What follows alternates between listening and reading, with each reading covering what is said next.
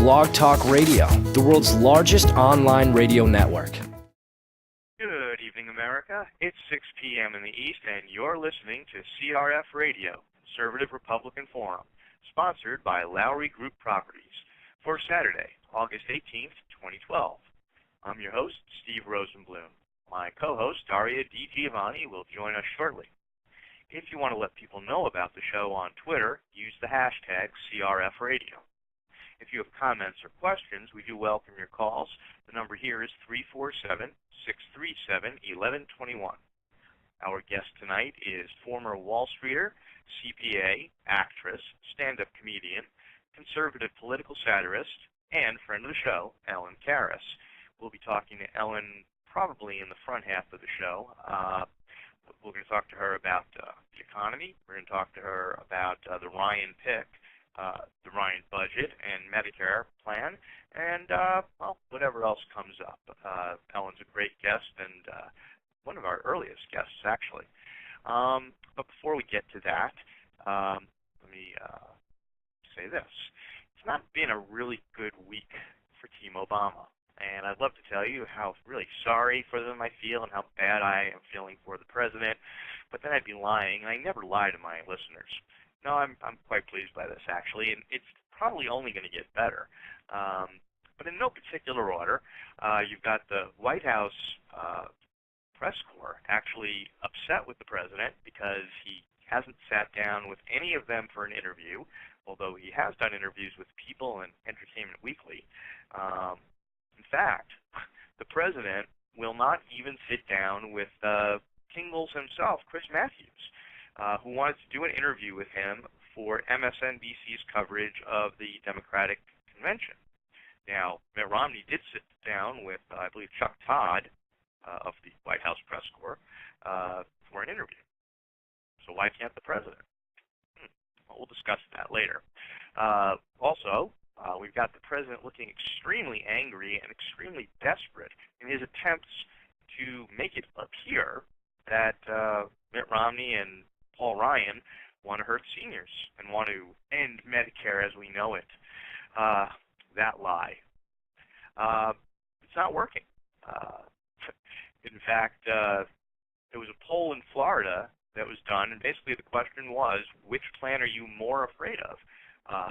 Ryan's plan for Medicare or Obamacare?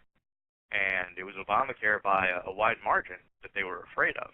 And well, they should be, because it's going to hurt everybody. $716 billion out of Medicare. That's going to hurt seniors. It's going to make it much harder for them to find a hospital or a doctor that will take their insurance. So they may have the insurance, but they're not going to have access to care. Why is that? Well, the $716 billion is in slowdowns in increases in payments to doctors and nursing homes and hospitals and other providers. Now, you can do the math on this one. If a doctor or a hospital can't make their money by taking Medicare patients, they're going to slowly stop taking Medicare patients. A doctor who has a relationship with somebody will probably keep that patient, but they won't take new Medicare patients. Hospitals, they've got a bottom line. At some point, they're going to stop taking Medicare patients, or they will ration the number that they take. And all of this so that they can insure just a few more people and raise costs for everybody. Because it was never about health care, it was about control. But I digress. Continuing with the bad week for the president and Team Obama, Say It Ain't So Joe was extremely gafftastic this week. I'm sure most of you heard the they're going to put you back in chains remark, which initially I really didn't think that Joe meant what everybody thought he meant. And I really still don't think so, because he was in an audience that was almost 50-50 white to black. And I just don't think that's what he meant to say. I think he took something that he said Mitt Romney said, unchaining Wall Street, and he tried to turn it back into something cute. And it backfired on him, as it almost always does. They had kind of pulled Sheriff Joe back for a while, but I see that on hotair.com that Joe Biden will be back on the campaign trail next week, And that's great because Rasmussen says that Paul Ryan is already been polling better in terms of qualifications to be president, if necessary, than Biden is. You know, that whole heartbeat away from the presidency thing, that's real. You really think, as bad as Obama is, can you imagine Joe Biden in the presidency? Talk about not being able to sleep and waking up at 3 a.m. Holy crap. Gas prices have been ticking up. Not good for Team Obama. They're actually dusting off the oldie but goodie we're going to release from the strategic oil reserves, which, of course, just may lower gas prices for a week, but it's going to go right back up and hurts our national defense, hurts our preparedness. So I hope they don't do that. What else? Unemployment is up in 44 states, including many of the swing states. That's not good for Team Obama. He's got OPSEC, a nonprofit group made up of former special operators and intelligence personnel, coming out with an ad basically imploring the president to stop leaking classified information for political benefit because it's going to get people killed. That's not so good for the president. We've got a new book out called Obama's Globe, which basically points to the fact that Obama has abandoned our allies and for some reason gotten very cozy with some of our traditional enemies. Timing of the book is deliberate, and I haven't had a chance to read it, but I like where it's going. I agree with what I've read in the snippets about it. Things that I've talked here about the president, for some reason, aligning himself with the Castro brothers and Hugo Chavez when the whole Honduran thing went wrong and their president was ousted by the Supreme Court for trying to steal the election and basically take over the country as Chavez did.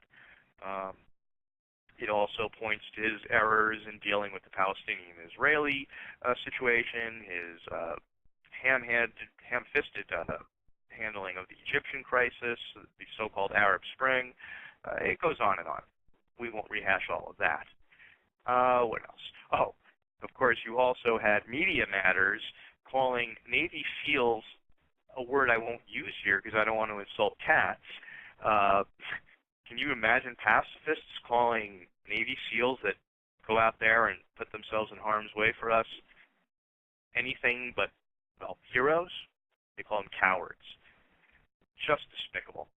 All of this stuff, basically what you have is Team Obama and his surrogates and himself just had an incredibly, incredibly bad week. And it got so bad with Joe Biden that at one point there was a story floating around that Hillary Clinton had been asked to replace Sheriff Joe as the Veep. I don't really think that that was true. I don't think she would have ever taken it. It would have made Obama look incredibly foolish for having Joe Biden on the ticket all this time. Nobody would have believed a health crisis caused Joe to drop off the ticket. So that was never really going to happen, I don't think.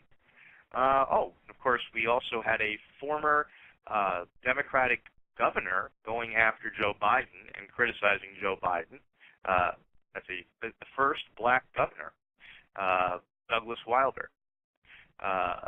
Just thing after thing after thing this week. I'm probably forgetting a few. But I guess the other thing is that Mitt Romney and Paul Ryan have just done a really good job. I'm just really impressed with the way they've been handling the attacks. They look like the adults in the room. I think they've been doing a great job of explaining, in general terms on the campaign trail, what they would do with Medicare versus what Obama's already done to Medicare. And they've done a really good job just all around with the budget, everything. They're on message, and they're not getting distracted. And, yeah, just really impressed. So I do believe, I think Daria had dropped out there for a second, but I do believe she's back. So let me bring on my co-host. She is an independent blogger and activist, a writer, editor, internet radio host, the author of Water Signs, A Story of Love and Renewal. She's also one of the conservative divas, and now she's also the director of social media strategy for thepeoplesvote.com. She is the multi-talented and multitasking Daria DiGiovanni. Daria, is that you? Oops. Hey, Steve, it is me. It is I. Can you hear me? Hear you now. Awesome. Hope yeah, we I lost had you. it. Well, I was calling in on Skype, and then I was listening to your monologue, and then all of a sudden it disconnected me, and I thought, you know what? I'm going to call in from my new iPhone. I'm not going to even bother with Skype tonight. All right then. So, you were off last week, and you didn't get to put in your 2 cents about the Ryan pick, and now you get to put your 2 cents in plus an extra nickel if you want, because he's been campaigning like crazy for a week, and you get to analyze it from that point of view. Yeah, I have to say I was pleasantly surprised by that pick.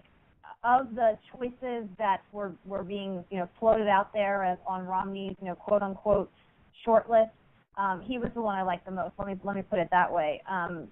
I just the thought of Chris Christie, for example, being on the ticket. Bad enough he's a keynote speaker, but I'll leave that as a sidebar for right now. But getting back to Paul Ryan, yes, I was very excited about the pick. And I think that it shows that Romney is willing to kind of take on the difficult issues. And it's so far been proving, and this is due to Paul Ryan being such a great campaigner, such a smart guy, and a guy that knows how to do math quite, aptly, that he's out there and he's able to explain things like the budget and Medicare and what's really going on and what his plan really means and redirecting the conversation. And Steve, I cannot wait until the vice presidential debate between him and Joe Biden. I mean, it's going to be a night to pass the popcorn and sit back and enjoy. But I'm really happy about it. I will say I do know some conservative activists in Wisconsin who know him who are happy, but they're not like over the moon the way other people are. I mean, and I think that the risk that we run as activists is we somehow delude ourselves into thinking there's a perfect candidate or that we're going to solve these problems that were created over a number of years in one or two elections. And so, you look at somebody's voting record, and granted, we did vote for TARP, and I know that in the Blaze the other day there was an explanation for that. But even Amy Kramer from the Tea Party, one of the Tea Party groups, Tea Party Express, was on Greta and said, hey, you know what, I'm sure there are a lot of people who have taken votes now that they wish they could take back, but we support Paul Ryan, we're very excited about the pick, and we're ready to move on because after listening to your monologue tonight especially and seeing portions of Obama's speech today in New Hampshire, I am just firmly ABO, anybody but Obama. And I will say that Paul Ryan energizes me to really want to get out and vote for this ticket versus just, holding my nose and voting because the alternative is so much worse. So I'm really happy about it. I can't disagree with anything you said. I mean, I said last week, and it wasn't an original thought, I had heard other people say it, but since Romney basically had embraced Paul Ryan's budget, and he was going to get attacked on it, why not have the architect of the plan as your running mate to stand beside you or be out there on the campaign trail or be interviewed and explain it better than anyone else can? I mean, the Romney plan, whatever it is exactly, is not exactly the Ryan plan, but it's, I guess, based on it. And look, the Ryan plan doesn't actually cut the budget, if you will. The budget will still grow, but it grows by about half as much as it would under the Obama plan. I also think that the Ryan plan is a much smarter way to protect Medicare while preserving the promise of Medicare to seniors that have paid into it for so long. If we don't keep it solvent, it's going to be gone for them as well as all of us that are much younger and don't actually believe we're going to get to partake in it anyway. Yeah, and Steve, I don't know if you saw the coverage of Paul Ryan in the Villages today, but I mean, which is all seniors, and there were thousands and thousands of people there, and they were cheering him on because seniors are concerned about their children and their grandchildren and their futures, and they understand that his plan does not affect people 55 and over. And so, that's what's always left out of the media coverage. And you're right, having Paul Ryan as the VP nominee, and giving him the opportunity to really explain his plan and how it works. And he does it so eloquently. I mean, I think he's great. So, yeah, I think we now have a clear, distinctive choice in this election, and I'm really excited about November. Okay, great. You know, the other thing, and it was interesting, it was a liberal that pointed this out. Kirsten Powers pointed out that the Ryan pick may actually help Romney with young voters and take some of that youth vote that Obama got away from him, because they see that they've got no shot at Medicare or Social Security, which they will be paying into the way things are now, and Obama has let them down, and they're still saddled with all sorts of debt, with, you know, student loans and all that kind of stuff. They don't see jobs on their horizon, and you know, Ryan is younger, and he's speaking to them. Mm-hmm. And I thought that was a really astute observation on her part. But Absolutely. Continue this conversation with our guest, because I see she has dialed in. I know she's calling from the road, so without any further delay, folks, let's introduce political satirist and friend of the show, Ellen Karis. Hey, Ellen, how are you? Good. How are you guys? Doing great. Hey, Ellen, we're great. I'm so happy to talk to you. So much is going on, so I was so excited when you emailed me and asked me to be on. It was just the logistics. So I'm literally on 95. Well, hopefully you won't drop out between cell towers. I know. Well, we're clear sailing, I think, for the next half hour. So we're good. So it's a good spot. And I stopped driving, which is helpful, because it's very hard to talk on the phone about politics and drive at the same time, because I like to talk with my hands. So it's just the whole thing's not. It's like a hot mess. So, yeah, it's a Mediterranean thing, Ellen. I understand. But right, I caught what you were saying right when I got on, and you're talking about Kirsten Powers. You and I must have seen something different, because the day that they picked Paul Ryan, and I forget which Fox show it was, but she was on there, and they said somebody, and again, I'm sorry, I forgot what the host was. It doesn't matter, because she's on 25 shows, but it's her and Bob Beckel, so I'll take her. She said, they asked her what are the Democrats, I like when they ask, like, you know, somebody like her or Bob, you know, are the Democrats, because of course they know about the whole party. They have the backbone to Obama. They said, do you think that, are they worried now, because Paul Ryan would be a strong choice? And she looks right in the camera, straight face, totally in the moment, and goes, no, they're not worried at all. No, there's nothing to worry about. And I am just cracking up. I'm like, what hallucinogenics is this woman taking? I think I must have seen, I know I saw her on Special Report with Brett Baer. It might have been a couple of days later. Maybe she had a chance to kind of absorb what was going on, and the bump that they immediately got. Right, exactly. Maybe somebody called her and said, WTF? I mean, seriously? Worried? Everybody is worried. Everybody has to be worried. Now I really feel jazzed. Steve, the last time I was on the show was January, and Daria wasn't there. It was just you and I, because I remember I had a gig at Bananas Comedy Club in Hasbrook Heights, but I don't want to brag. And I was waiting to go on, so you and I spoke, and I was so disillusioned. I really, like, the wind was out of my sails, and I think we just kept talking about how we better get some fire going on this, because we're losing steam. And I think they were still weeding out. We're still in the debate process, and things with Herman Cain came up, and every week it was like the new drama du jour. I felt like I was with my Greek family. But now we're on solid ground, and also Romney has gotten a chance to feel what the whole election season feels like, because the presidential election, whichever side you're on, there's nothing like it. And until you're in the thrust of the whole thing, do you not realize the effects? From a personal perspective, late night comedians making fun of you, people on Saturday Night Live dressing up like you, the whole 9 yards. So, but now he's into it. It's been a solid year since he's put his toe in the water and you're swimming around, and and then with the debates, of course, really really weed you out. And I got to tell you, before he picked Ryan, I'm not a Chris Christie fan. I certainly wouldn't want him for vice president for New Jersey. He's fine. And we're talking about the vice president. It's just very different. Right. I was very worried. We all love Marco Rubio, but I'd like to see a little bit more experience. Not even from my perspective, just because what the media is going to do to him. But he's going to be great. We know that he's the future also.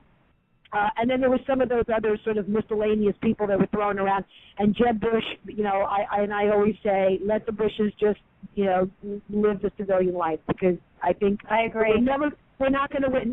We're just not, forget it. Let's just close the door. Nothing against them. Live a good life, and that's it. We're done politically. Let's put that dynasty away. But this is great. I mean, this guy's in the thick of things. He understands. He's smart. He's articulate, and he's only 42, but he's been doing this since he's 26. So the experience is there. It's Wisconsin. I'm so excited. I'm so excited. It's good. I really feel good, and I certainly feel much better than in 08. I mean, 08, I really felt like we were doomed. I was just hanging on to that glimmer of hope. But even with the little thing charge that we got with Sarah Palin, and then they mutilated the poor woman, it was too much. It's funny though, I don't want Romney to pick Sarah Palin. I think Sarah Palin is a very good spokesperson for the party. I think she says some good things, and I think where she is right now is a good place for us. Instead of running for political office and having to go through that scrutiny again. And, who knows what the future is going to hold for her. But I have to say, if she were the pick now, after what she's been through, it would be different. But I just didn't want to go there. Like, let's just get fresh blood. Yeah, and it is interesting. I mean, they're going after Paul Ryan, but they're going after Paul Ryan on the issues. They are not going after him personally. And, it's disgusting, but we know exactly what the reason is. It's because he's not a woman, and he's not a minority. And if he was either of those things, he'd be fair game for some reason. Right. Oh, I'm sorry, the other person just came to mind. They toyed with Condoleezza Rice, and I'm like, please. No. I mean, come, please. Again, smart woman, nice woman, certain things I agree with her, certain things I don't, but she just wasn't, you've got to have just a certain cut, and he's got great, the resume, I couldn't have picked a better choice. So I'm very happy that it all worked out, and then let's go. It's 82 days, and they're on the road, and the money's there, and that's important, because as we know, that wins that helps win an election. Clearly, we don't have the media on our side, so we'll see what it takes. But and they lie. They're just throwing all of these things. I was just looking on Facebook, and somebody had posted a article from Paul Krugman from the New York Times, and it talked about why Paul Ryan's ideas are horrible, and it was about his cuts in Medicare, and then which again. Such a lie, and also the tax cut and how that's going to give us, another $10 million or $5 million in deficit, as opposed to what Obama's been doing in the 3 years that he's been in office. But this is the deal, right? Think about it. The way that he writes the article, and again, if you're just sort of somebody that just reads the New York Times and just accepts it for what it is, if that were me, I would look at it and go, yeah, tax cuts, that would cause a deficit. No. Tax cuts will help increase revenues, which will increase tax revenues, because that's what it is. It's amazing how it's spun. But apparently Krugman, hey, he's the mecca of economics. Please. You wrote a book on derivatives. I wouldn't use it to let the dog pee on it. Oh, please. Well, and the other thing, Steve and Ellen, that's been exciting this campaign season, and you mentioned Sarah Palin. Well, she's helped some serious contenders for the Senate, win their primaries, and she forced a runoff for Martha Zoller in Georgia, who's a real strong conservative. And so I think, combined with the addition of Paul Ryan on the ticket, I think that's also generating a lot of enthusiasm, because let's face it, we have to retake the Senate. Absolutely, absolutely have to. Right. So, no, I completely. Right. We have to get the whole enchilada. No question. Mm-hmm. No question. And yes, and that's a great point with Sarah Palin, because she does go out and she does raise a lot of awareness. I'll tell you, I wouldn't mind her as a chairperson. I really wouldn't.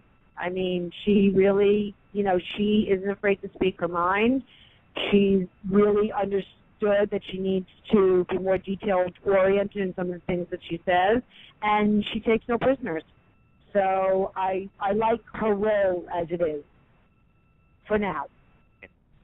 I agree, because I just think she helps candidates and the whole movement this way. And she's well, to borrow from Say It Ain't So Joe, she's unchained. There's nobody, if she was the RNC chair, she would have to moderate what she said, because she'd be the RNC chair. If she were an elected official, she'd have to moderate what she said, because she's an elected official. She has to worry about getting reelected.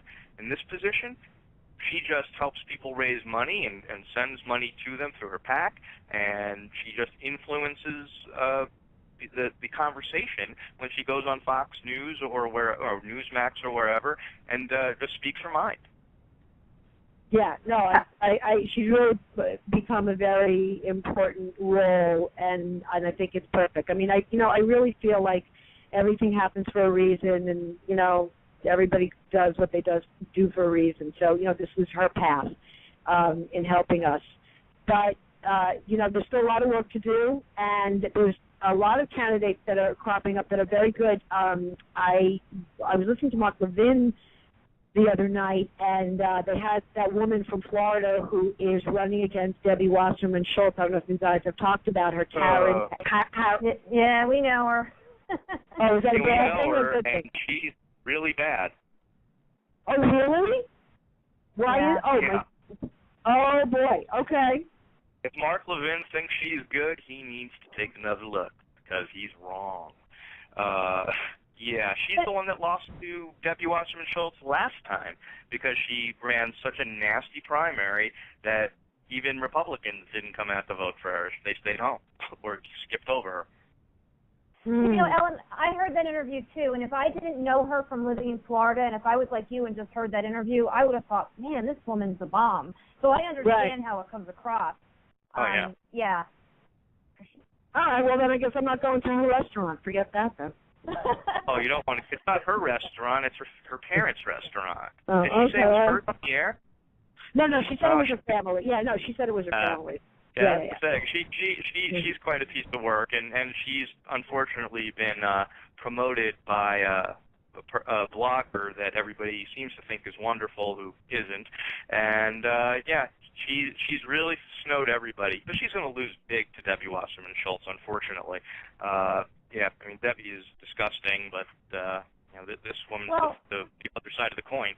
And Steve, the shame of that primary in Ellen was that we ended up splitting the ticket on the conservative side because there were too many people in it. We had Ozzy, Steve, and Joe, and either one of them would have been great in my opinion. But you have three people now vying to run as a Republican against Debbie Wasserman Schultz, and you split all those votes in the primary, and this is what happens. And then you end up with Debbie Wasserman Schultz. If you look at the results of that primary and you add up the votes of everyone else, she would have lost if that had gone to just one candidate. And that's exactly what she wanted. She wanted other candidates to split that vote against her. She had the best name recognition, and then this blogger went out and muddied the waters by saying that this one had a criminal record and this one has this problem and isn't conservative enough, and it was nasty. And if you're not in Florida, like Mark Levin is not, you wouldn't know any of that, and it's unfortunate. Well, do you know what this really means? This really means that if you want to know the truth, you have to tune into your program. That's what that means. Well, definitely you should have known that. We're very truthful here. Wow, better information than Mark Levin. I never thought I would experience that, but clearly I am. That's great. That's great, you guys. I really, really hope. I talk to a lot of people, as you guys do all the time, but I talk to people that obviously agree, with a lot of our principles. But it's very, very important that we go out there and we talk to the people that either just aren't aware. They're in their life, of course, like many people are, not really understanding the details, and that's our job. Our job is to educate them and to let them know so that when they do go in the voting booth in November, which is what every American should do, although I realize that that's not reality, that they make a good choice, because it's really, we are on the teetering point, the absolute teetering point. This is going to, I know I'm just, and I'm not being dramatic, I think this is really, because if he gets in there for another 4 years, he is going to do even more damage. I mean, God knows how long it's going to take to even try to undo some of this, if we can possibly do that. And forgetting about the things that we don't know. But we really, this is really going to be the teetering point, because we're really kind of at that edge. And the Medicare, I mean, the health care, you know, it's such a deep issue. I mean, who wouldn't want, and again, it's the way that it's spun. You know, I mean, Paul Ryan is talking about vouchers, you know, of course for the under 55, forget the over 55. And by the way, those people really need to understand that nothing will change for them. But for the why wouldn't you want a choice? I mean, I just don't understand it. It's almost like the same thing with the schools. I mean, why wouldn't you want a choice? Why would anybody want the government telling them and ruling about just about every aspect of their life? You know, look, especially when they get it so wrong. And you know what, everybody? I want people to go home, and I want them to pull out their tax returns. And I want them to add up state, local, federal. Then I want them to pull out their phone bill, their cable bill, their shopping bill, their food bill. I want them to add up all that. I want them to dedicate a day, call it tax day. Not April 15th, another tax day. I want you to sit down. I want you to add up all the money that you spend and you give to the government, and I want you to tell me if you think you're getting your money's worth. And a great idea. And I want you to take that money, I want you to divide it, that's going to be the numerator, and the denominator is going to be your income. Tell me how you feel. Mm-hmm. The numbers don't lie. Tell me if you're behind, is it going to hurt after that, okay? Tell me. Right. Because it's a bad scene. It's a bad scene. And the president and his campaign are playing on the fears of that. They're actually lying. They're saying that the Ryan plan would be a middle-class tax increase at the expense of giving a huge $5 trillion tax decrease to the rich, which is untrue. First of all, everybody would get a tax cut that actually pays taxes. Yes, the rich would get a proportionally greater amount because they pay more. Amelia Antonelli was on this morning on Fox and Friends, and she was explaining it, and she made it so simple. If there's $1 in taxes, and I'm paying 80 cents of it, and you're paying 20 cents of it, and they give us a 10% tax cut, I'm going to get more money than you, but I'm going to get proportionally, because I took proportionally more in the first place. I put in proportionally more. If there's a cut, I get proportionally more. All Ryan wants to do is simplify the tax code and put it into 2 tax brackets and cut out some of the so-called loopholes. That's all he wants to do with the tax code. Everybody would get more money. It would broaden the tax base, and as you said earlier, it would raise revenues. It's been done before. It's not that complicated. First of all, there aren't any accountants in the United States anymore that can, I mean, unless it's just a W-2 form, that can do a tax return by hand. Everything is just put in, input it into the computer. The program does it. Who knows what goes on? As long as you get this number at the end. I mean, the professionals are very much, in some ways, very out of the loop. I mean, they know how to gather the information, and I'm not putting down CPAs, having been one myself at one time, but it has become very, very complicated. Especially as you have more wealth. Sure, makes sense. But I have to make this point. If I hear one more time that the wealthier people, that the millionaires are people that make over $250,000, I'm going to throw my shoe through our new TV. flat screen, I might add, so that's going to be very difficult. I have to say, as opposed to the old, the old ones where, you know, like you were able to really throw your shoe through.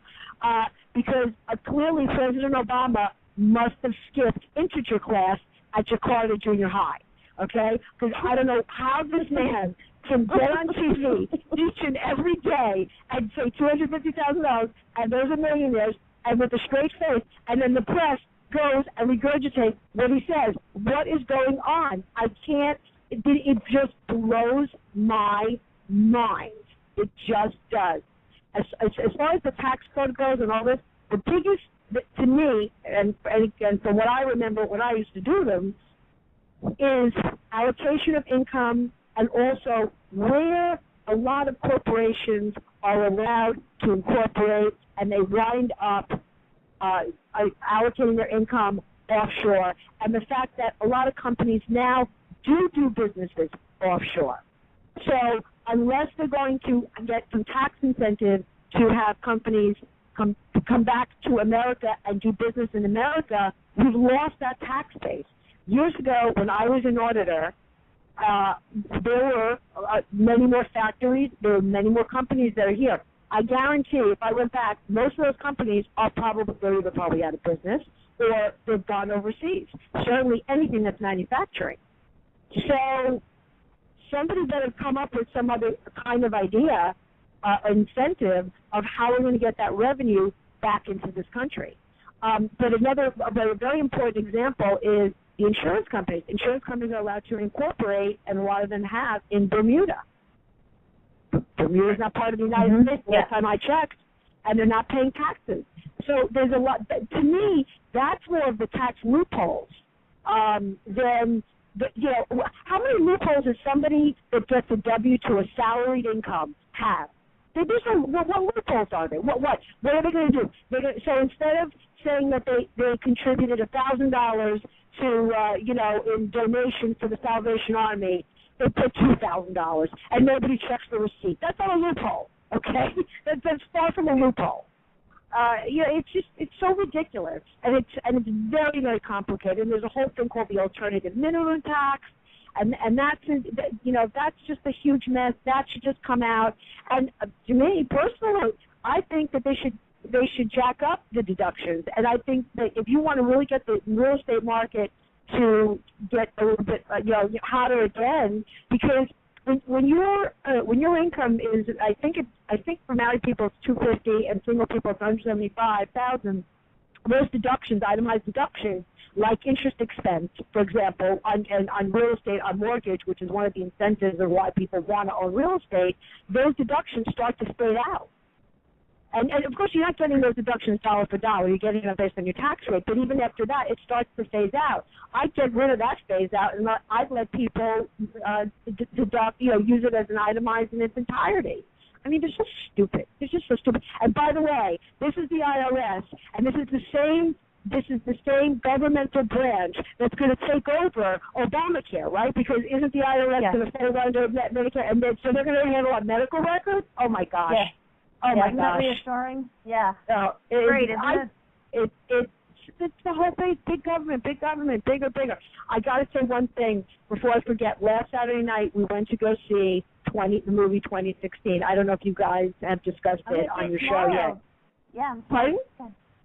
Playing in Melbourne, so I'm very excited. Go ahead, Ellen. Yeah. I urge your listeners to go, for a lot of reasons. We should go to support the movie, and you should go to see the movie because it's very interesting and from the perspective of where Obama's coming from.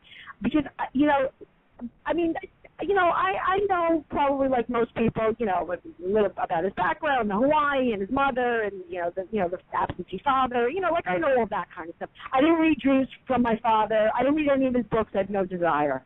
But I got to tell you something. When you go and you see this movie, it is very, very enlightening, and a lot of it comes from his book, his own book, Dreams from My Father. Because, I mean, the crux of it is Obama really identified with his father, even though he barely knew his father. And his mother was such a radical. I mean, and the woman was from Kansas. You would think, nice Midwestern woman. She's quilting. She's baking pies. No way. I mean, she was. Really, she should have just lived in another country because she had such a disdain for capitalism and just the way that America's principles. It's very interesting. I urge people to go and to see it if they can. Yeah, I would definitely want to see that. Dinesh D'Souza has done excellent work researching Barack Obama, and he's the one that's in that, if I'm not mistaken. Yes. No, it's his movie. He narrates it. It's very interesting how he starts it out. It's great. It's great. It definitely. Unless you really are reading and watching this 24/7, and there's a lot of detail there that I didn't realize, and his mentors along the way. They're very, very interesting. But we got to get out of this. We got to get out of this. Yeah. Got to get out of this really quickly. I love the whole Joe Biden thing. I want Joe to stay. I don't want, because it's so great. I mean, you can't write stuff like this. I mean, he's like the Art Carney. He's like the Ed Norton. I mean, I just want to see him in a vest and a T-shirt and a hat. That guy is such a clown. I love it. But what he is dumber than a doorknob. I want him to keep going. I think they should keep him out there. And they are. He's going to be back on the campaign trail this week. They've already reported it. I love it. He's unchained. And I love that comment too, because the Republicans are going to put you all back in chains. Really, Republicans are going to put blacks back into the chains that Democrats fought so hard to keep them in the first place? Right. Really? Right. You know what's so ironic about that statement? And if people were taught proper history, they would see how ludicrous it is. The Republican Party was formed as an abolitionist party against slavery. I think, it's just so crazy. But it didn't matter. It wasn't about that. It's about reaction. It's about just, what it is? If you throw enough stuff to the wall, something will stick, and that's what he's. I mean, and the man is just so stupid. But aside from that, it's just about that. It's just about throwing it. Let me say this, and this way I'll get a reaction. Let me say this, and you know what? They're so insulated because they know that for the most part the media is behind them. The mainstream media is behind them. No one's going to really call them out on it. So they'll just say whatever they want. I mean, Obama looks in the camera and he says all kinds of things about what he's doing and how he's saving money. I mean, he's saving nothing. He's taking away, and it's all about getting people more and more dependent. It's destroying us. It's destroying the soul. I mean, it's really getting to the soul. And I do hope that young people, when I say young people, I mean people that are graduating, the new graduates, the new workforce, they're feeling it. Because listen, we were I don't know about you, I can't remember about you, Daria, but I know Steve and I, we were all 24 once. You don't want to be living with your parents. I mean, you want to get out. You want to work. You want to be independent. And freedom and independence, I really feel that is in the core of everybody, regardless of what your race or your religion or anything. In this country or any place in the world. That's why all this depression in the Middle East and people uprise, because in your deep heart of hearts, that's not the way human beings are wired. Just like it's like breathing, and it's like getting hungry, and it's like being thirsty.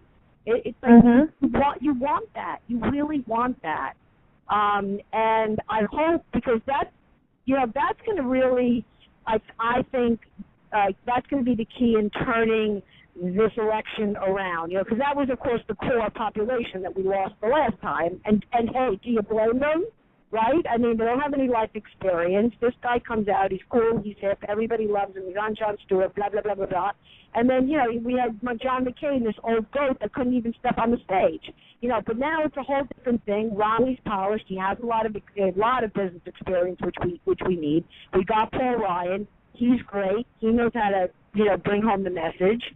And we have a really great opportunity to go to these kids and say, hey, you, Hunter, you're living in your mother's basement. How's that working out for you? How's that going? You feel good about yourself? Don't you want to be in the city with your 3 roommates and, with the dartboard and the foosball table, having a good time and working? I mean, that's who we got to get.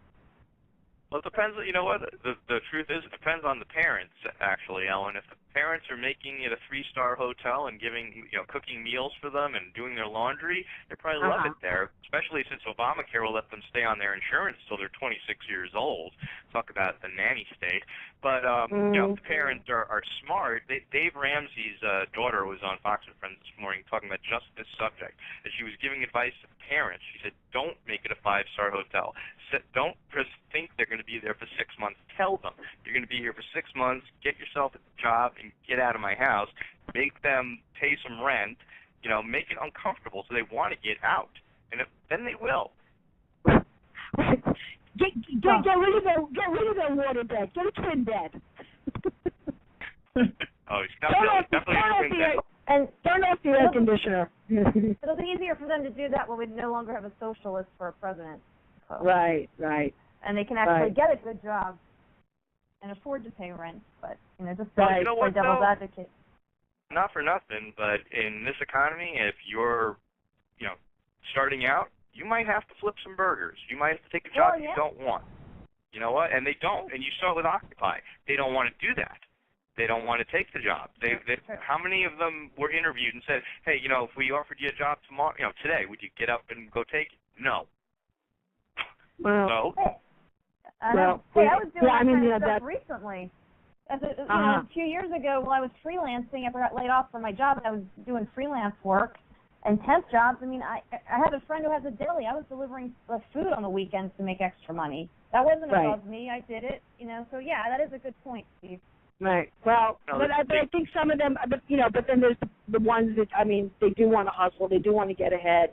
They do want to be independent, and hopefully they'll be in the right mind to, really understand what's going on, and that we're losing ground. We're losing opportunities.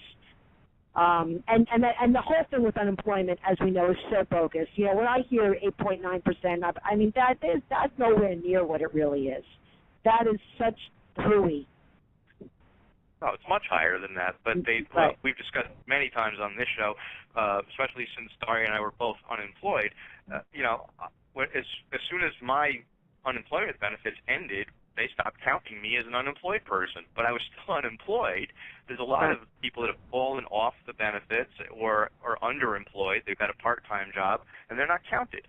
And, that's why the number's like 14 million people. It's probably closer to 14%, and it depends on the state you're in. Nevada, I think, is like a 12% reported, and if you're in New Hampshire, I think it just ticked up to like 5.4%, which is actually pretty good right now.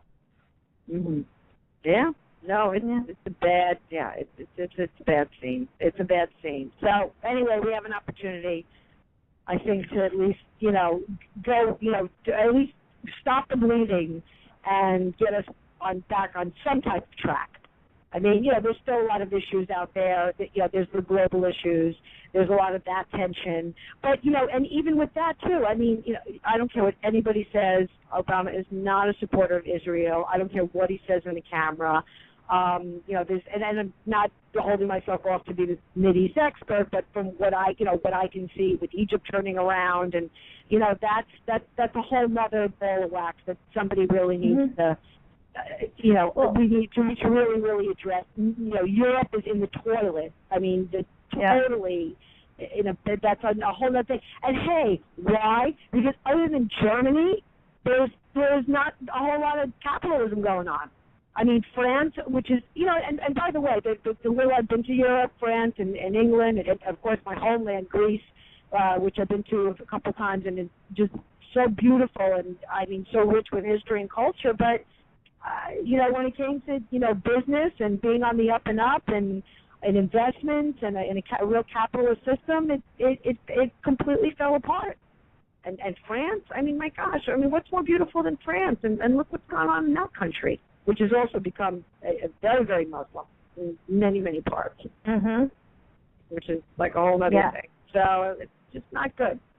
That part. Europe has two huge problems. They have socialism and unemployment and the whole nanny state, and they've allowed far too many, like, as you say, Muslims, Arabs, to immigrate without any restriction, and they haven't made them assimilate into their cultures, and now they have this whole group of people that are in their midst that don't think the way they do, don't think of themselves as being European or French or whatever country they're in, and they're hostile, and they want to live in a completely an isolated little bubble. It's terrible. Right. Mm-hmm. I hear you. I hear you. I wanted to mention. I wanted to mention one thing that is sort of off course of some of this, but since you guys are big supporters of the troops, I got involved in an organization. It's called Operation Warrior Wellness, and a couple of weeks ago, I hosted an event, and we honored an old time. I would say old time isn't old, but a classic movie star named Connie Stevens, and it's back in the day. It was before our day, but she used to do a lot of touring with Bob Hope, who to me is, one of the great patriots as an entertainer. Oh, yeah.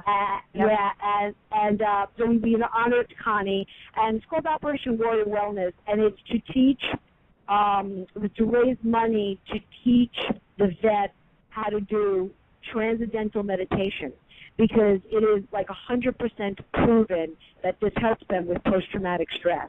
And I, I'm really starting to get more and more involved with this organization. And I love Wall Street Warriors and Wounded Warriors, and I try to do whatever I can. And my husband, even when he does corporate events, he always does them as a as a fundraiser as well.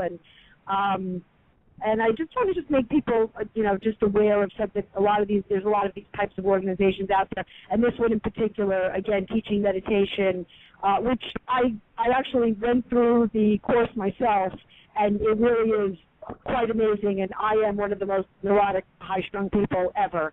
But it's just, not to compare myself with somebody coming back from Iraq, of course, but it really has been proven to help with post-traumatic stress.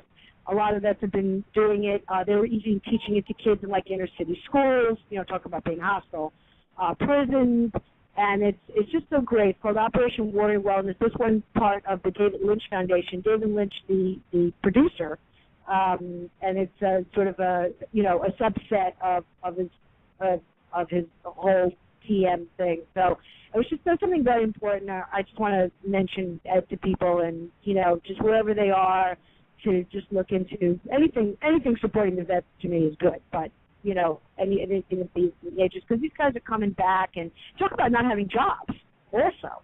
Right. Being scarred, and and some of them wind up joining the military because they can't find jobs, and they figured, okay, this is one way. And I think it's important that when they come back here, we take extra special care of them, because it's not easy. And I haven't done it myself, but I do have comedian friends that have gone to the Middle East. I'm trying to get that going for me, but they go and they do the entertainment and the comedy, and these kids are so young, but they're great. They're great, and the least we can do is come home, when they come home, to take care of them, not only physically but mentally. So Operation Warrior Wellness, great organization. Connie Stevens is a patriot. There were a lot of vets there. There were first responders there. The first responders, as we know, also Gary Sinise, great guy, very, very supportive of the troops. He does so much work. He's got a foundation also. You can go to his website. So I just want to give those people a plug, because it's important. Yes, it is. Speaking of some things that you're involved with, what's been happening with the Greek church in Lower Manhattan that you've been trying to get the money that they're supposed to be getting to rebuild it? Thank you for mentioning that. That is still, as far as I know, on course from the Greek newspapers that I've been reading, the Greek American newspapers. Our Archbishop is in sync with that, so that seems to be moving along. Nothing is stopping it. It's going to take some time, but at least we're going in the right direction, and the commitments are there, and which is what we want. So December the 8th is December the 8th is the Feast of St. Nicholas. It's when we honor St. Nicholas, and there's always a service down there at Ground Zero. So I'll certainly be going down there, and that'll probably give it a little bit more publicity at the time. But things are moving along. I haven't heard about any roadblocks, so that's a good thing. Excellent. Excellent. Yeah, well, we are Yeah, almost up to our 9/11 anniversary, aren't we? Yeah. We may have you on the show again sooner than I thought, because you're always on our anniversary show. Yeah, thank you so much. Yeah, I know, it's like that. 11 years, you believe it? It's hard to believe. Yeah, I know. I probably, we just pray for everybody, and we pray that we're safe, and, and again, it goes back to, the people that we send overseas and the people that are here to help them, and we need to help them, to protect them as well as the way that they protect us. So, and we're going to make that change, and it's all going to be good, and we got to have faith. Well said. I think we'll leave it right there because we actually ran over, which is great. We love having you for extra time. Thanks for joining us, Ellen, and I'll be in touch about September 11th. Yeah, have to definitely get you on for that too. Okay, thanks, great. Ellen. Thank you, guys. I will. God bless. Thank you so much for having me. All right, bye, guys. Take care. Bye. All right, bye-bye. All right, folks, so that was Ellen Karis, our good friend, conservative political satirist, and you got a good taste of her humor there as well as her intelligence. We are late, though, for our break, so we're going to take our break. We'll be right back, and... Don't touch that dial. Red State Talk Radio. Talk radio the way the Founding Fathers would have done it. Digital radio. The sound that fits into your ears.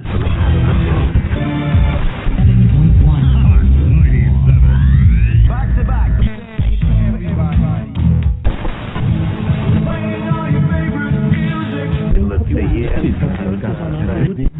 The soundtrack to your life. Lock it in and rip the knob off. Red State Talk Radio. All of us need to be reminded that the federal government did not create the states. The states created the federal government. We're at war with the most dangerous enemy that has ever faced mankind in his long climb from the swamp to the stars. And it's been said if we lose that war, and in so doing lose this way of freedom of ours, history will record with the greatest astonishment that those who had the most to lose did the least to prevent its happening. Well, I think it's time we ask ourselves if we still know the freedoms that were intended for us by the Founding Fathers. Well, the trouble with our liberal friends is not that they're ignorant. It's just that they know so much that isn't so. Okay, boys, set the terror level at Code Brown, because I need to change my pants. Listen to Conservative Republican Forum with your hosts, Steve Rosenblum and Daria DiGiovanni. We're ending the silence of the silent majority. Saturday evenings, 6 p.m. Eastern, at www.blogtalkradio.com/Stephen R. Repub. Our guests include politicians, candidates, authors, television personalities, as well as military and intelligence experts. We hope you'll tune in this and every Saturday evening and listen to our rebroadcasts on the Red State Talk Radio Network.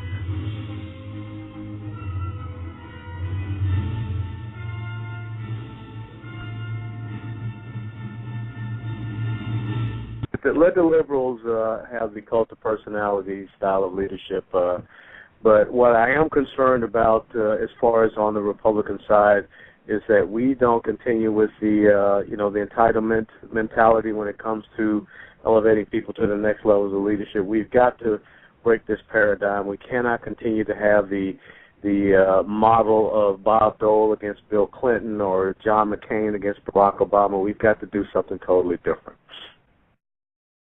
President Obama is not culturally American. Here's to the Army and Navy and the battles they have won. Here's to America's colors, the colors that never run. And the wings of liberty never lose a feather. I don't know. I'm making this up as I go. And we're back. You're listening to CRF Radio, that's Conservative Republican Forum, on Blog Talk Radio and perhaps on the Red State Talk Radio Network, where we're rebroadcast by our good friend Primo Mondoni. I am your host, Steve Rosenblum. My co-host, Daria DiGiovanni, is with me, as always. We just finished talking with political satirist and our friend, Ellen Karis. We had her on for more than half an hour, because it was just that much fun.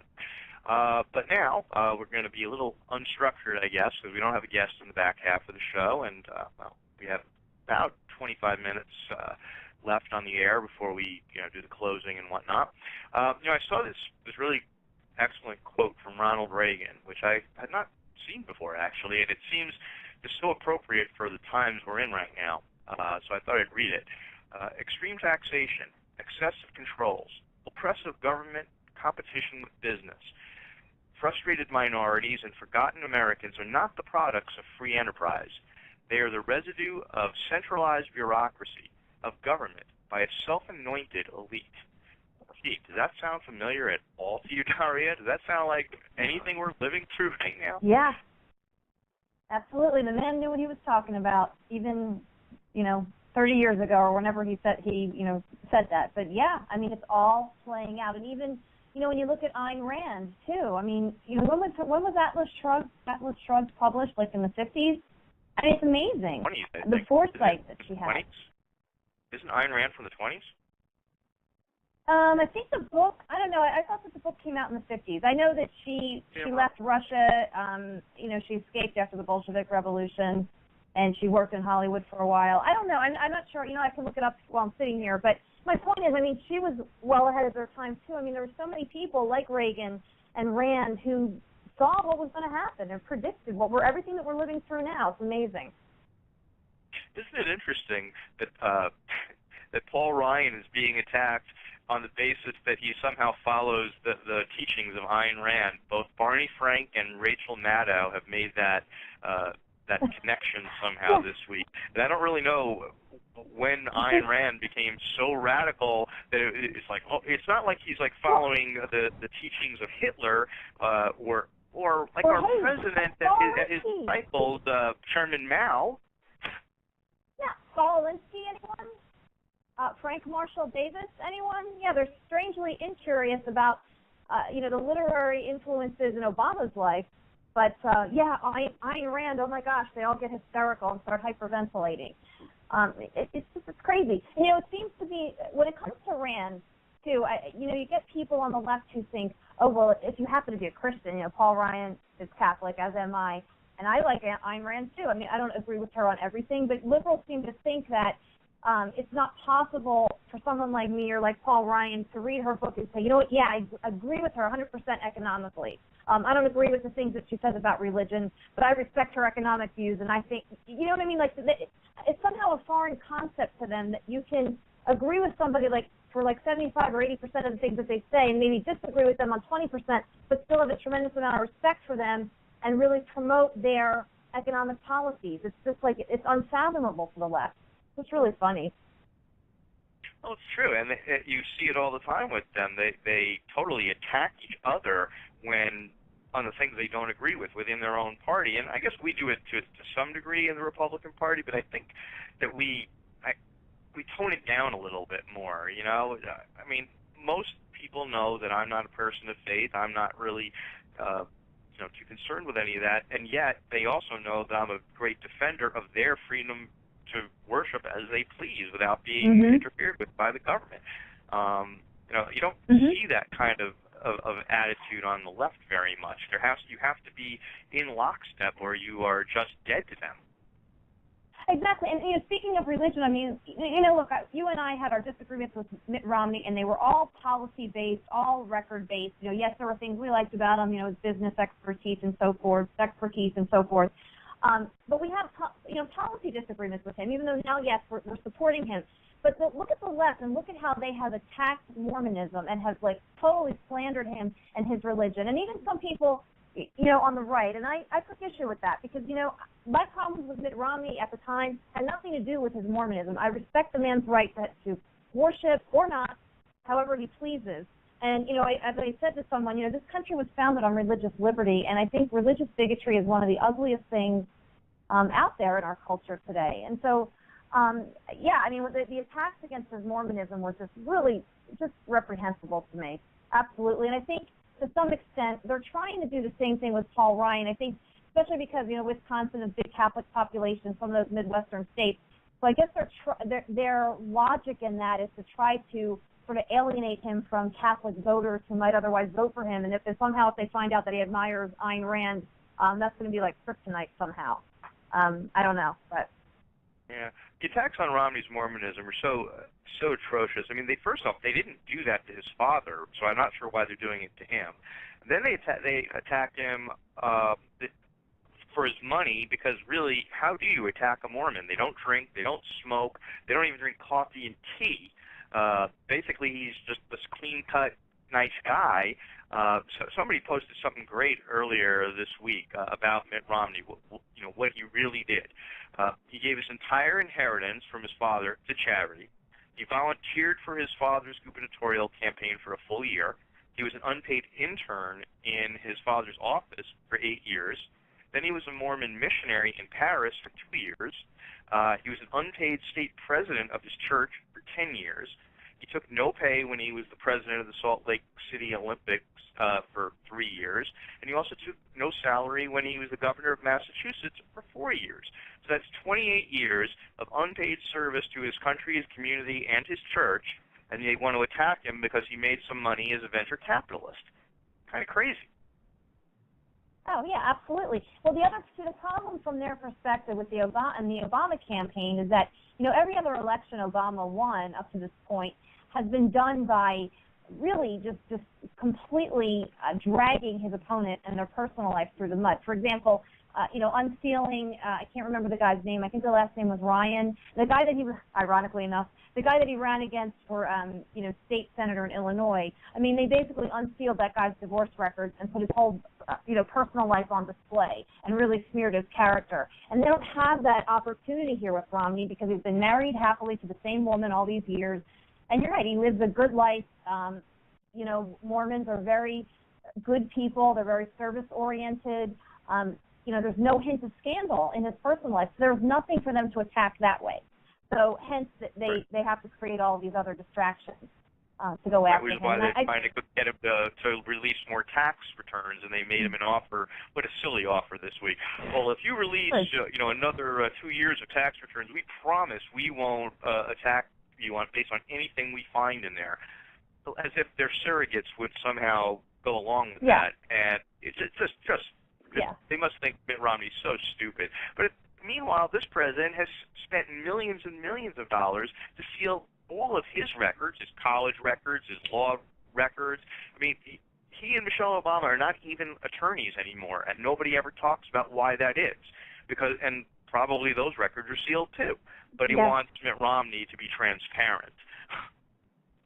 Yeah, and Michelle Bachmann made that point recently on Greta Van Susteren, and I wish Mitt Romney would say that. Maybe he's trying to be above the fray. I mean, I know he's not taking the bait in terms of he's and I agree with him. I'm so glad he's not releasing those records. But Michelle Bachmann basically stated on Greta, she's like, well, you know what I would say? I'll show 10 years of tax returns when you show us all your transcripts.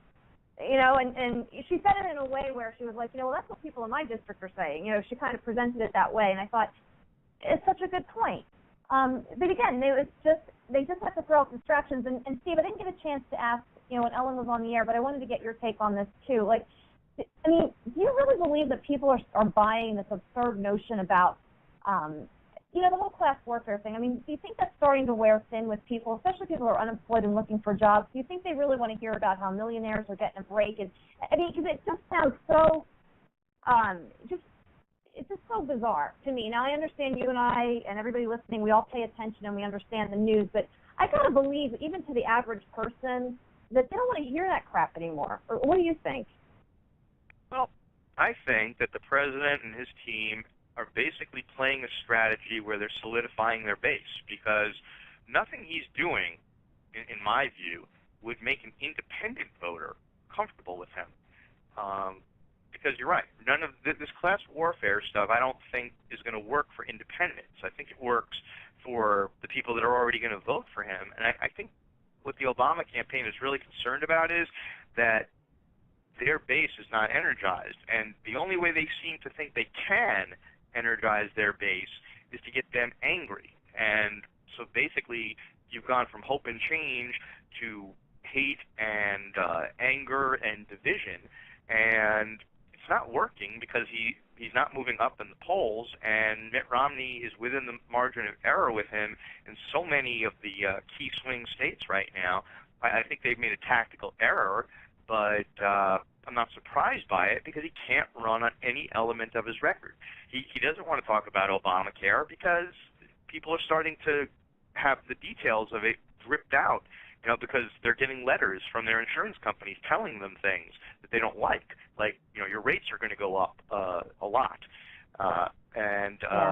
They realize that, especially the seniors, like I was saying earlier, that, they're not going to necessarily be able to go to the doctor they want to go to, that they're not necessarily going to have access. And so he can't talk about that. He can't talk about his foreign policy for the reasons we've outlined here so many times. All the things that are going wrong in the world, where the Obama administration is always 2 or 3 steps behind and just inept.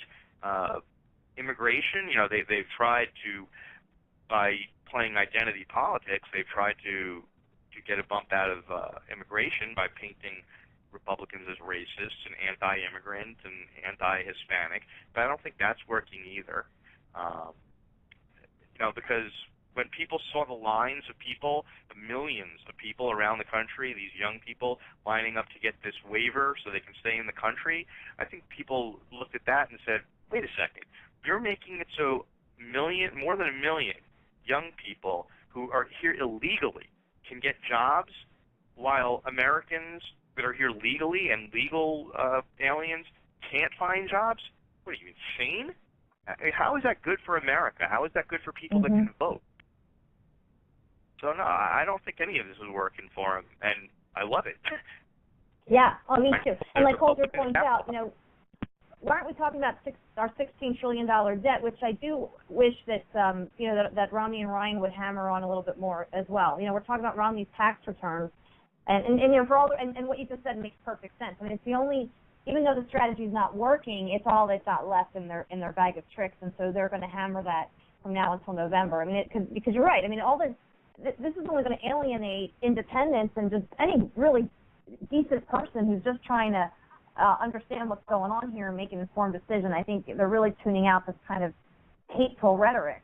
So he is trying to shore up his demoralized base, because he certainly doesn't want to talk about our $16 trillion deficit or, the double-digit unemployment rate or what's going on in the Middle East, which is falling apart as we speak. And, yeah, that's absolutely true. So I'm glad it's not working, and, I'm glad that, Ryan's really hitting it out there on the campaign trail. Like I said, he had that great event today in the Villages, and, his numbers are up. They've gotten, how much, I believe, Steve, and correct me if I'm wrong, about the donations have gone through the roof now since the announcement of Paul Ryan.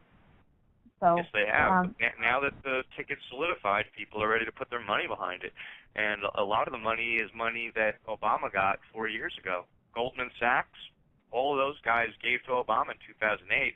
Now they're all giving to Mitt Romney. They've seen what Dodd-Frank is doing to their business. They want no part of it. They're tired of a president that at every turn demonizes Wall Street, demonizes business, demonizes small business owners. I mean, really, I'm trying to think of the only people that might vote for Barack Obama are the hardcore leftists at this point, and people that are just so brain dead that they actually believe the mainstream media when they regurgitate the lies from the White House. But, I mean, if you're unemployed, if you're really, I can't. I'm trying to think of the group that would want to vote for him. Not vets, not currently serving active duty military or intelligence officers. They're going to be upset with him. If you're Jewish, you should be rethinking your vote if you voted for him in 2008. He's not a friend of Israel. If you're a senior, he's lied to you about Medicare. Remember, he's taken $716 billion from Medicare. Who's he giving it to? He's giving it to Medicaid patients as he tries to expand Medicaid. And how many people on Medicaid are illegal aliens? A lot of them. So if you're a senior, you can't like that.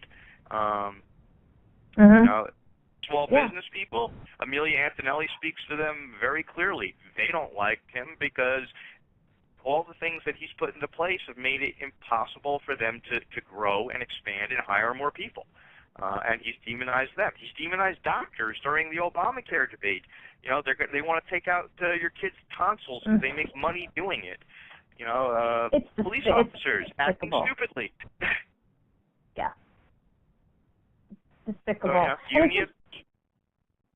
And you know, go ahead, sorry. I'm sorry, go ahead. No, I just wanted to say, and now that I am working for a small business owner in a company that is a startup and have seen firsthand the blood, sweat, tears, and your own, and the amount of your own money that goes into it when you're the person with the dream and the vision and all the effort it takes. I'll tell you, and not that I didn't know this before, with my dad building his practice and, being the son of immigrants and working his way through school, but just from a business standpoint, of somebody that a traditional small business, somebody we would consider that. I mean, it's unbelievable, and I kind of joke, it's really opened my eyes to how difficult it is to start a business. You got a great concept and a great product and all of that, but there's so much work that goes into it, and getting investors and raising the capital and securing a location and hiring your employees and just all the hoops that you have to jump through. So my hat is off to the small business owners and really to anybody in this country that has a vision and works hard and gets off their butt and makes it happen without the government. But the problem is that we've got the government putting all sorts of obstacles in the way of success now, and it has to end. And Ellen's right, it's got to end this November. Absolutely has to. We have got to vote him out. Yeah, absolutely. But we have to also, if we manage to do it, we better really keep our eyes on the Republicans, because I mean, let's not kid ourselves. George W. Bush did a lot of things with and so did other Republicans that were not conservative in any way. No Child Left Behind was not conservative. Department of Homeland Security, not conservative. Not conservative. No, I like that. That's good. And there were other, Medicare, the prescription amnesty, extension. Comprehensive immigration reform, amnesty, not conservative. So we definitely have to keep an eye on what this hopefully new president does and what this new Congress does. Oh, absolutely, without question. As I frequently remind people, the Tea Party movement is as much a reaction against the policies of George Bush and big spending Republicans who went to Washington and became completely corrupted as it is against Obama and the left. And I would even argue more so, because our side is supposed to be the fiscally responsible adults in the room. And so, yeah, absolutely. And any Republican who forgets that, they do so at their own peril, because you got hardcore patriots now who are paying attention and who aren't going to stand for it. True. On a side note, something I meant to mention last week, and I forgot about it, unfortunately. The conservative movement in Congress lost a real fighter. He didn't die, thank goodness, but he's no longer a member of Congress. Thaddeus McCotter, frequent guest on this show, resigned his seat, and he was not able to get back on the ballot in Michigan. Apparently, some of his staffers, well, frankly, they were acting like Democrats. They thought that the rules didn't apply to them, and they were falsifying petitions to get Thaddeus on the ballot. And at his request, there was the Attorney General of Michigan did an investigation and did interviews, and these people have admitted to what they did. And apparently, and not surprisingly, Congressman McCotter was not in any way involved or aware of it. But at the same time, I think he took responsibility for it in the sense that these people all worked for him for a long time, and he was unaware of what they were doing right under his nose. So he is now Mr. McCotter, apparently. I know he is not, at the moment anyway, taking interviews, so we can't get him on to talk about any of this. And, we had a lot of spirited debates with Congressman McCotter, and even if he calls himself Mr., I don't think I could stop calling him Congressman. And, look, there were things that he voted for and went for that I totally disagreed with, and, brought that up to him, and, he explained himself and why he did it, and no nobody changed anybody else's mind, but there was a respectful back and forth about it. Like when he voted against TARP, but he voted for the auto bailouts because he represents a district that has a lot of auto workers and their families in it. Not surprising, it's his constituency, so he voted for it. But I totally disagreed with him anyway for doing it, and there were other things that he did. But I guess my point is that I am sorry to see him leave Congress. I am sorry that we will not be able to have those back and forths with him, at least for a while. I mean, who knows? He may make a political comeback down the road, or maybe not. I don't know. But we do wish him well in whatever he does do. Absolutely. Let's see. We got about 5 more minutes before we got to do our closeout stuff. I don't know, any subjects that you wanted to touch on that we haven't really hit yet? Well, I mentioned this before, but I think it's worth noting again. I am really excited about some of these Senate races that are coming up. We've got Richard Murdoch in Indiana, who defeated Dick Lugar in the primary, and he's now running in the general. We've got Deb Fisher in Nebraska. A guy by I can't think of his first name, but a gentleman by his last name is Aiken in Missouri, who is sure to pick up that seat against Claire McCaskill. Of course, that huge win for Ted Cruz in Texas. And, and Alan West here in Florida handily won his primary, was it like 85-15? So pretty excited about that. The Georgia primary, that runoff, I believe, is next Tuesday with Martha Zoller. I mean, how great is it that she forced a runoff with somebody who's another entrenched incumbent? On the downside, John Mica defeated Sandy Adams, again, due to the redistricting here in the state of Florida. And, he's a Sunrail guy, and he's a big crony capitalist, and he's as bad as any Democrat in office. But unfortunately, he had a lot of money behind him, and, he soundly defeated her, which is a shame. But it's mostly good. And as I said with Ellen when she was on earlier in the show, that we have to take back the Senate. It's critical. So I'm excited about how things are playing out there. Oh, and I forgot to mention Steve, Linda McMahon in Connecticut, who I know from somebody else who's one of my friends is in Connecticut. Again, it's kind of like there's always going to be there's never going to be a perfect candidate, but I think given looking at her and Chris Shaves, I'd rather have Linda McMahon running. We'll see what happens. Unfortunately, in my opinion, Tommy Thompson pulled it off in Wisconsin, and he's another kind of big spender type of Republican.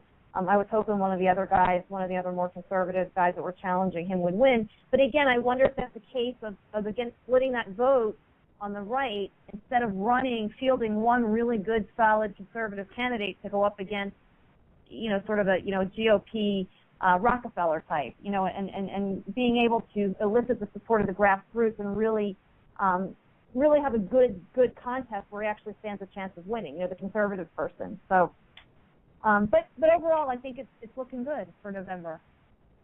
Yeah, there's some good and some bad out there. The invisible conservatives saying we forgot to mention the guy who's running against Emmanuel Cleaver, Jacob Turk.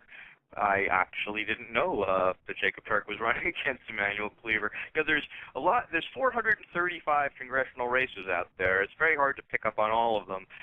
Right. When one comes across my radar, I try to jump on it. Like we were supposed to have a congressional candidate at our guest today, Matt DiGiovanni, lost his primary out in Hawaii's 2nd Congressional District to a guy who I'm not sure how he won. Apparently, neither was DiGiovanni's campaign sure how this guy won. Basically, he seems to be a comedian and a smoking advocate. And in fact, his campaign website, and I've got my air quotes going here, is I think smokethevote.com or smokethevote.org or something. The guy in his picture, he on the website, he's not wearing a suit. He's wearing a Hawaiian shirt. His hair is long, and he looks like a Hawaiian surf guy. Apparently, this campaign had no idea that this guy was going to clean their clocks on primary night. Literally, the email I got from their campaign was, "We were shocked to discover we lost."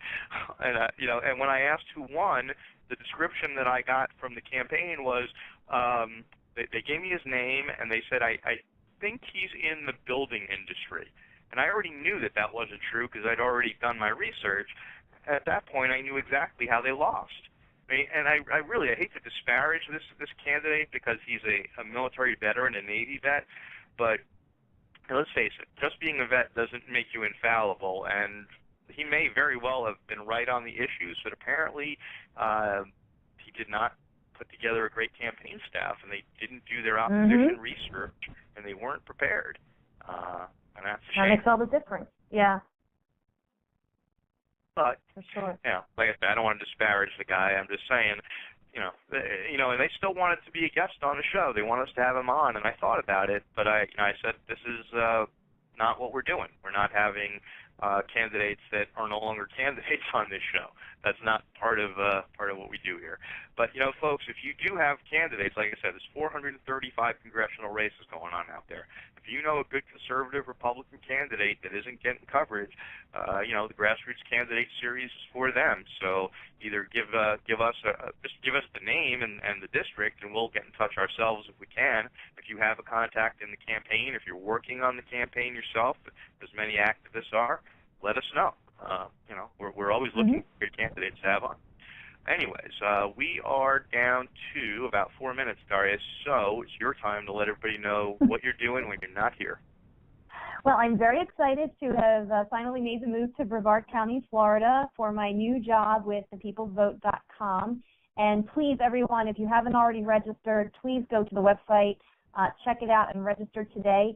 But I'm the Director of Social Media Strategy for the company. Our new office space opens officially on September 17th, which also happens to be the 225th anniversary of the United States Constitution, which is very exciting. So I'm just really thrilled with this. Things are going very well. I'm really excited, and just everyone, please go to thepeoplesvote.com and register. And again, Steve, I just have to note this before I sign off for the evening, but all of the opinions that I expressed here on CRF Radio and in other places on my own social media accounts are my own opinions, and they're not reflective of my employer or thepeoplesvote.com. We're basically a technology company operating in the political arena, and as such, thepeoplesvote.com does not take sides. We are there for all citizens, regardless of their political philosophy or party registration, to use to hold their reps accountable and to foster a two-way communication and keep people informed. So please check it out. And thanks, everyone, for listening tonight. It was another great show, Steve. Glad to be back on the air with you. All right, Daria. Glad you were here. All right, folks. I do need to mention quickly, if you missed, Kira Davis has an open letter to MSNBC's, what's this guy's name? Tory. Guy's a real jerk. He basically he accused Mitt Romney of, his word, niggerizing the campaign.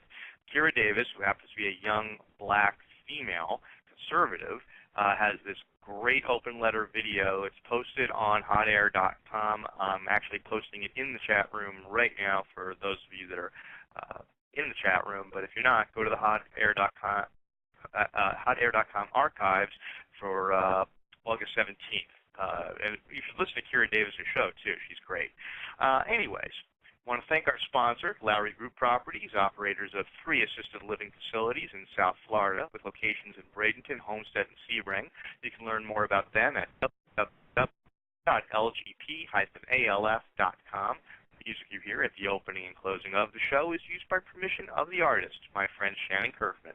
Learn more about her and her music at shannonkerfman.com. I want to thank Daria for being my co-host. Thank Ellen Karis for being our guest for more than half an hour. I'm not going to tell you where to go read my blog because I haven't been writing recently. I'll just say thanks for listening to CRF Radio for Saturday, August 18th, 2012. We hope you'll tune in next Saturday, August 25th, 2012 at 6 p.m. Eastern. Until then, have a great week, and thanks for listening. Blog Talk Radio, where millions of hosts and listeners gather.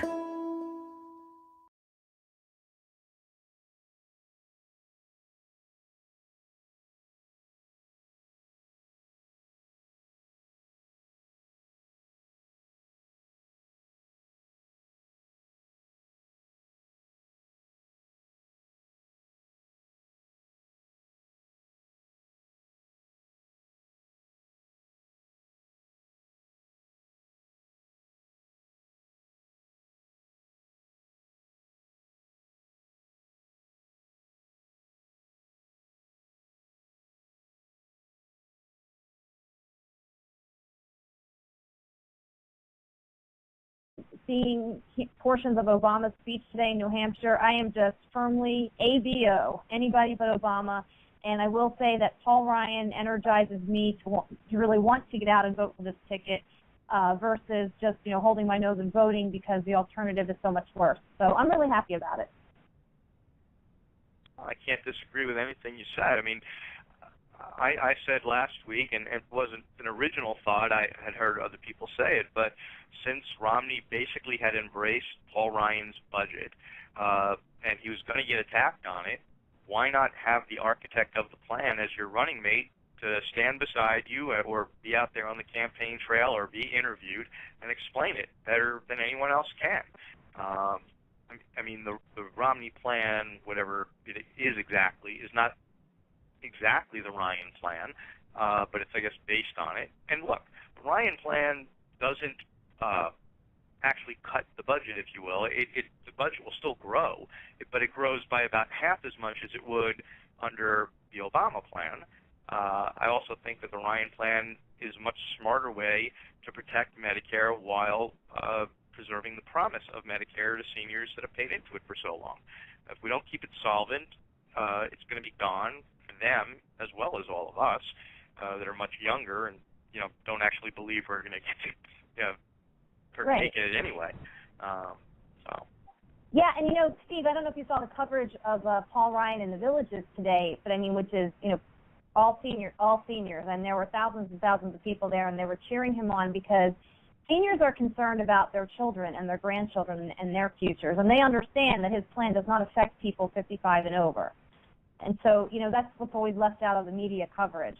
And you're right, having Paul Ryan as the VP nominee and giving him the opportunity to really explain his plan and how it works, and he does it so eloquently. I mean, I think he's great. So, yeah, I think we now have a clear, distinctive choice in this election, and I'm really excited about November. I agree. The other thing, and it was interesting, it was a liberal that pointed this out. Kirsten Powers pointed out that the Ryan pick may actually help Romney with young voters and take some of that youth vote that Obama got away from him because they see that they've got no shot at Medicare or Social Security, which they will be paying into the way things are now, and Obama has let them down, and they're still saddled with all sorts of debt, student loans and all that kind of stuff.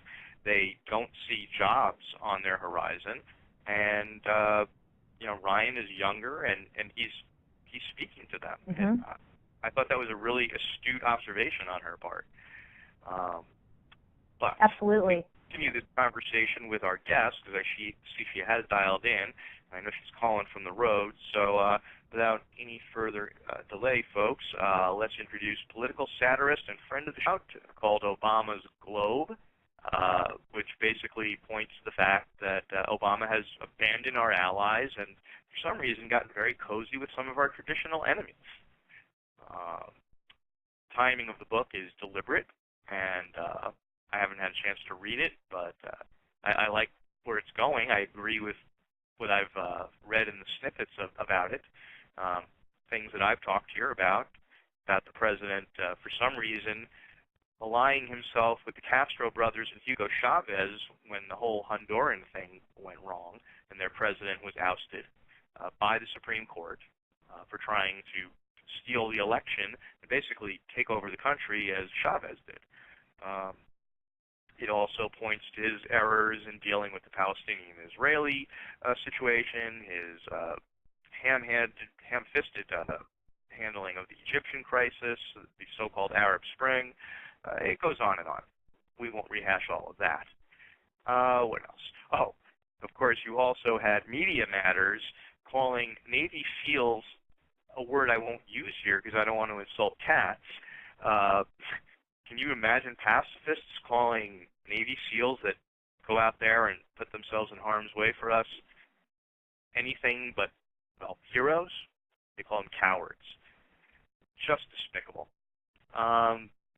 All of this stuff, basically what you have is Team Obama and his surrogates and himself just had an incredibly, incredibly bad week. And it got so bad with Joe Biden that at one point there was a story floating around that Hillary Clinton had been asked to replace Sheriff Joe as the Veep. I don't really think that that was true. I don't think she would have ever taken it. It would have made Obama look incredibly foolish for having Joe Biden on the ticket all this time. Nobody would have believed a health crisis caused Joe to drop off the ticket. So that was never really going to happen, I don't think. Of course, we also had a former Democratic governor going after Joe Biden and criticizing Joe Biden. That's the first black governor, Douglas Wilder. Just thing after thing after thing this week. I'm probably forgetting a few.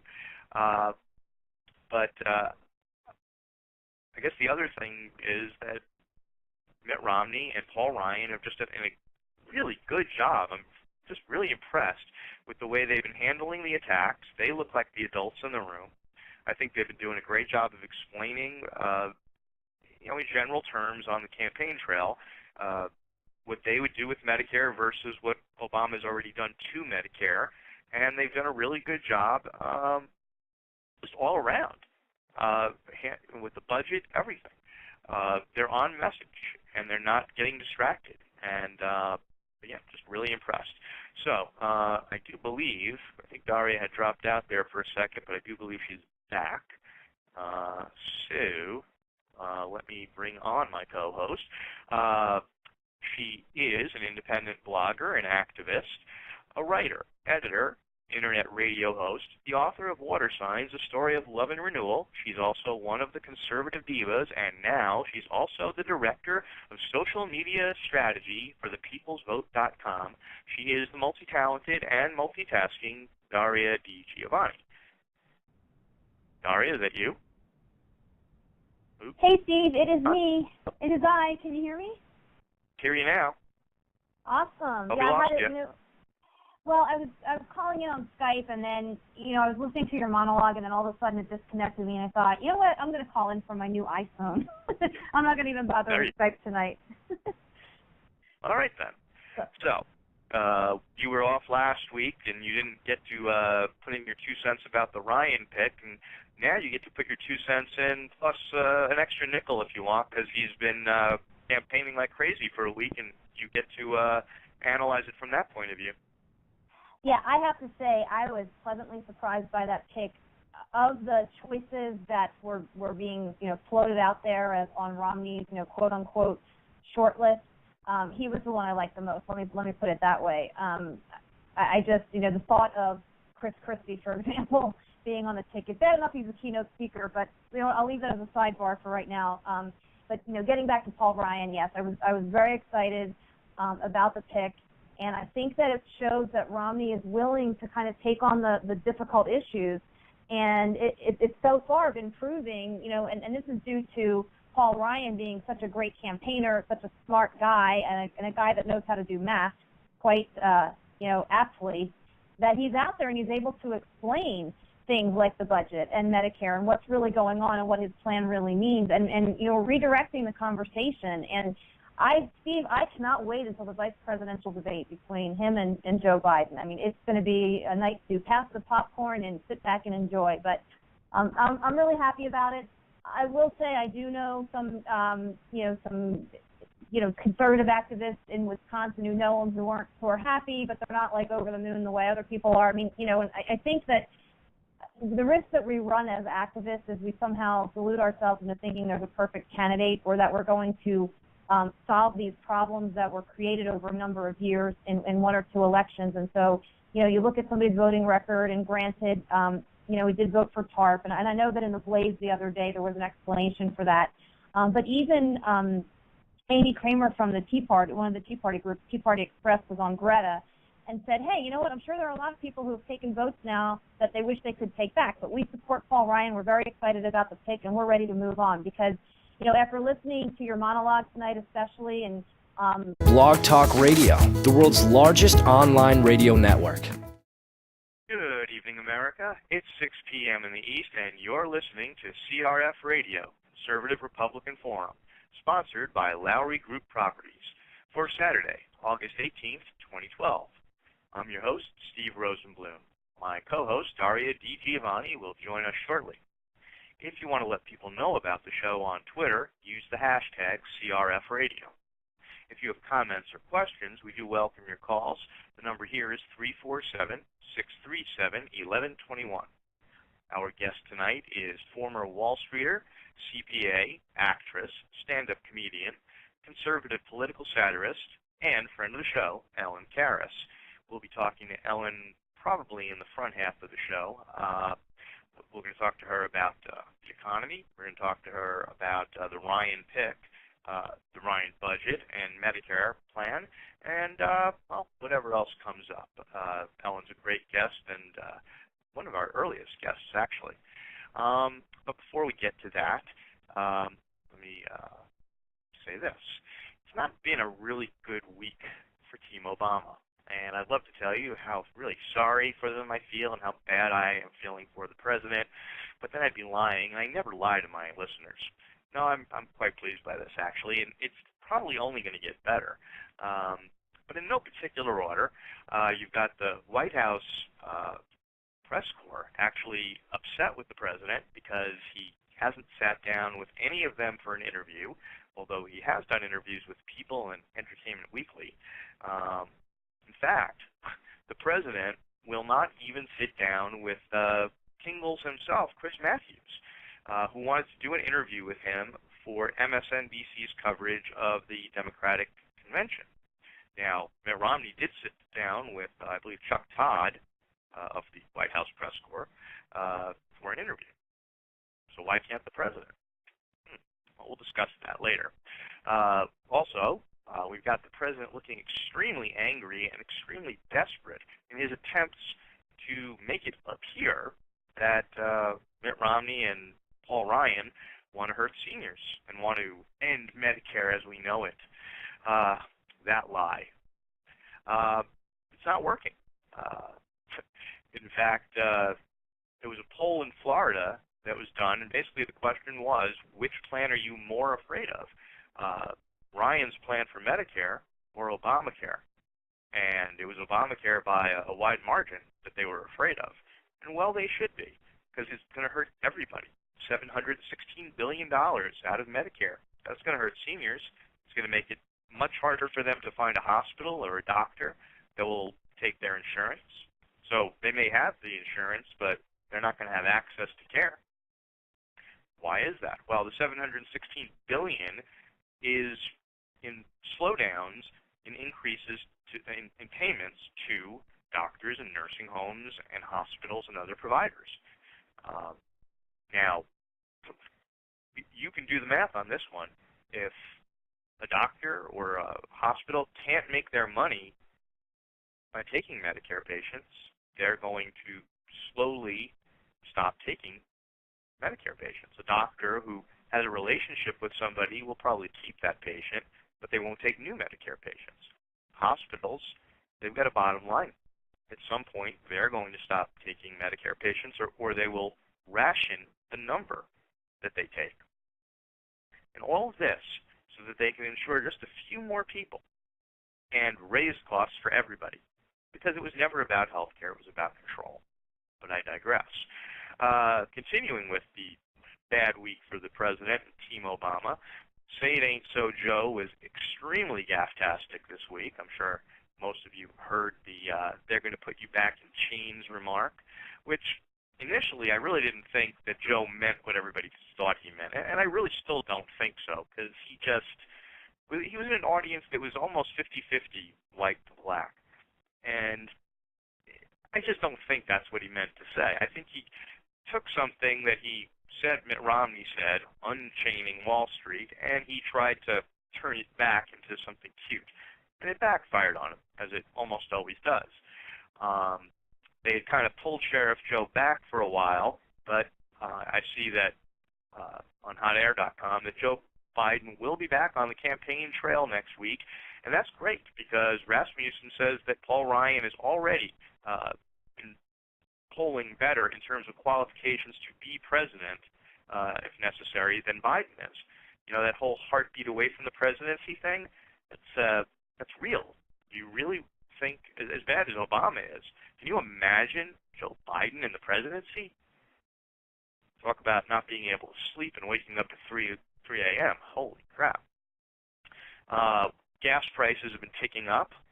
Not good for Team Obama. They're actually dusting off the oldie but goodie. We're going to release from the strategic oil reserves, which, of course, may lower gas prices for a week, but it's going to go right back up and hurts our national defense, hurts our preparedness.